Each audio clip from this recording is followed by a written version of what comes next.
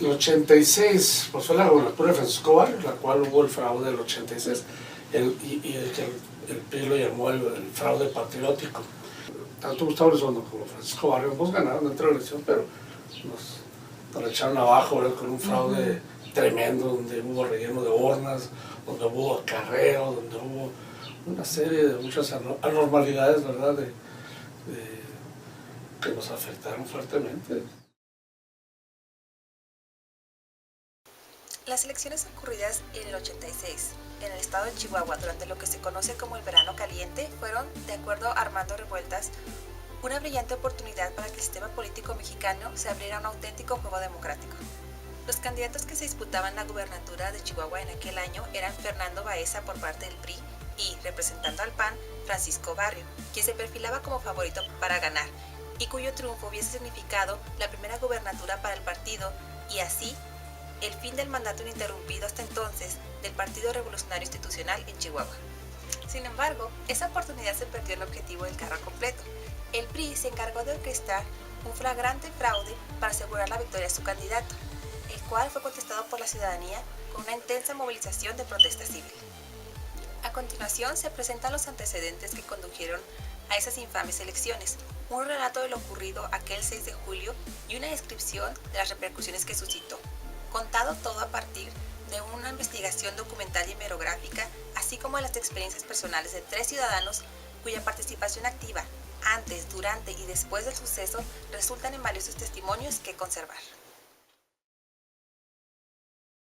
Ahora, el 86 no se entiende sin el 83, y el 83 no se entiende sin el 82. En su obra Chihuahua Hoy, Víctor Orozco explica que, en Chihuahua, como en otras entidades del norte del país, la crisis económica del 82 y el 83 fue el detonador de una dinámica más intensa de competitividad electoral. En el 82, José López Portillo se encontraba en el último año de su mandato presidencial y emprende una serie de acciones como la estatización de la banca y el exceso de confianza en el petróleo para sustentar la economía nacional, que resultan en la devaluación del peso y el descontento generalizado del sector empresarial y la ciudadanía al ver sus finanzas sumamente afectadas, alentando su accionar por la vía electoral para ejercer un voto de castigo al PRI. O sea, nos robaron a todos, chicos y grandes fuimos muy lastimados. Entonces a raíz de eso se empieza a formar un movimiento de concientización, de ciudadanía, donde nace desarrollo humano integral, donde nace la cívica femenina, donde nacen diferentes agrupaciones para despertar y aglutinar, vamos a defendernos porque si ya pasó esto, pues ¿qué más puede pasar? ¿Verdad? En el 83, el PAN sacude la escena política del país, principalmente en los estados del norte, al obtener el triunfo en las elecciones para alcaldía de 7 localidades chihuahuenses, entre las que se encontraban la capital y Ciudad Juárez. Estas victorias renovaron al partido Acción Nacional y por primera vez se vislumbró la posibilidad de alcanzar la tan demorada transición en el poder que por más de 5 décadas había sustentado el PRI. La aspiración del PAN a obtener su primera gobernatura se transformaba en una meta factible, pero a la vez en la capital el PRI se encontraba ya trabajando para impedir que sucediera. En cuanto pasa eso, viene un cambio. El gobierno federal dice algo está pasando en Chihuahua y el día del terremoto en México tumban aquí al gobernador Ornelas y nos ponen a Saúl González Herrera. Esta dimisión permitiría al PRI nominar con mayor consenso interno a un candidato a gobernador en las elecciones del siguiente año. Sin embargo, de acuerdo a nuestros entrevistados, la razón primordial para su sustitución fue la incapacidad del gobernador Ornelas para frenar el avance del PAN en Chihuahua. De ahí vemos que se cambia la ley electoral y empezamos a recibir información de que vienen con todo, de que nos van a aplastar, de que nos van a pisotear, de que nos van a echar el ejército, de que no van a permitir que caiga Chihuahua en manos del PAN. Entonces ya con esa información salida del mismo sistema que ya se estaba resquebrajando, se planea el movimiento del 86.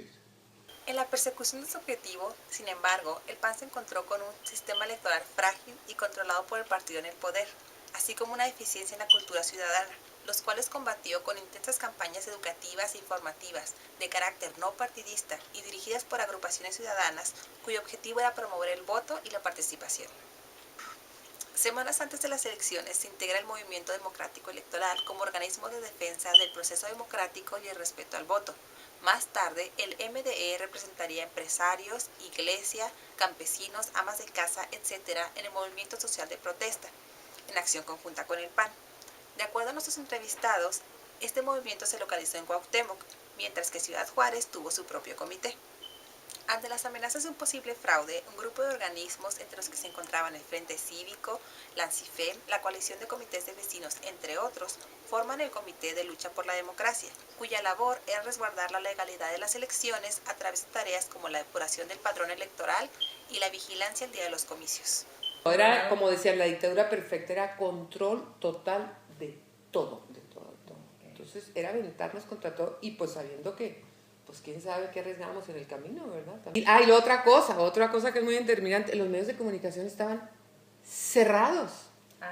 Nada, nadie decía nada. O sea, tú lo que lees ahora, yo es lo que digo, no estamos conscientes, bueno, yo sí estoy muy consciente porque me tocó vivirlo, pero tú lo que lees ahora, lo que dicen en los medios, cómo se expresan de los gobernantes, lo que les echan, ¿tú qué lo dijeras en ese momento? No, hombre, ¿qué pasa? Nadie decía nada, no pasaba nada, nunca. Intocable el gobernante.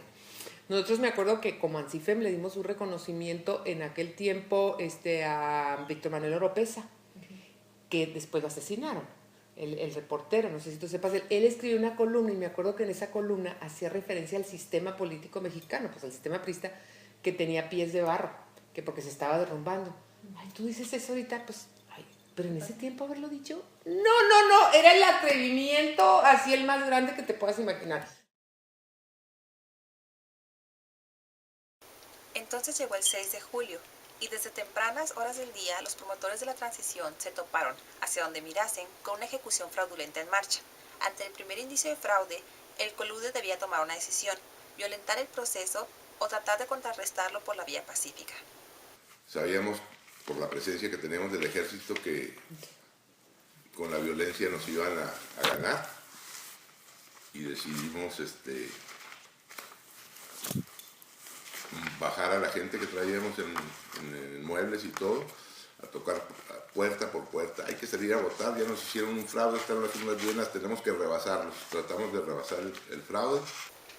El fraude electoral del 86 incluyó urnas llenas antes de la elección, expulsión de los interventores del PAN, robo de urnas, alteración de los horarios de apertura de las mesas, modificaciones al padrón electoral y suplantación de interventores. Durante el día de las elecciones, este grupo ciudadano registró cada incidencia de fraude. Sin embargo, no le fue posible canalizarlo a la autoridad electoral, puesto que esta era controlada por el partido gobernante. Estos registros servían más que nada para generar presión ciudadana. Lo único que hicimos, de hecho, en el 86 fue documentar bien el fraude. Luego pues documentamos, estaban todos los medios cerrados. Entonces se toma la decisión de tomar los puentes internacionales. Cerramos los puentes internacionales, los comandos Victoria son los primeros que toman los puentes internacionales. Y luego ya la gente, y empezó la presión. Empezamos a mandar toda la información al exterior, porque aquí no nos cubría nada. De acuerdo a nuestros entrevistados, el Colude estableció centros de prensa para enviar información sobre el fraude a medios extranjeros con el fin de contrarrestar el silencio que la mayoría de los medios mexicanos guardaron al respecto. Interesantemente, en la obra Chihuahua Hoy se señala que los pormenores de estas jornadas de insurgencia cívica fueron ampliamente difundidos y analizados por la prensa nacional. La población se movilizó en reparo a lo sucedido, tomando puentes, carreteras y edificios de manera pacífica. En estas jornadas prácticamente no hubo un solo sector de la sociedad que no estuviera involucrado. La Iglesia Católica jugó en muchos sentidos un papel central al criticar la cerrazón del sistema y servir como plataforma organizativa para la activación de múltiples acciones de protesta. Tuvimos un fuerte apoyo de la Iglesia, muy a pesar de que estatutariamente, legalmente no puede participar. Puede invitar al voto, pero sin fomentar algún voto en lo particular de algún partido político. Había sacerdotes que andaban con nosotros en las marchas, había sacerdotes que a escondidas nos invitaban invitaba a la gente a ir al voto. Las iglesias fue importantísimo. La Iglesia Católica sabía que estábamos bien en nuestra lucha, o sea, estaban conscientes de que había que hacer algo, pero no podían actuar abiertamente. A pesar de los esfuerzos y protestas, los resultados de estas elecciones finalmente fueron declarados oficiales. En esta ocasión, el PAN no solo fracasa al querer conquistar la gobernatura, sino que además pierde la mayoría de las alcaldías, lo que fue un duro golpe del régimen político al avance de la participación política ciudadana.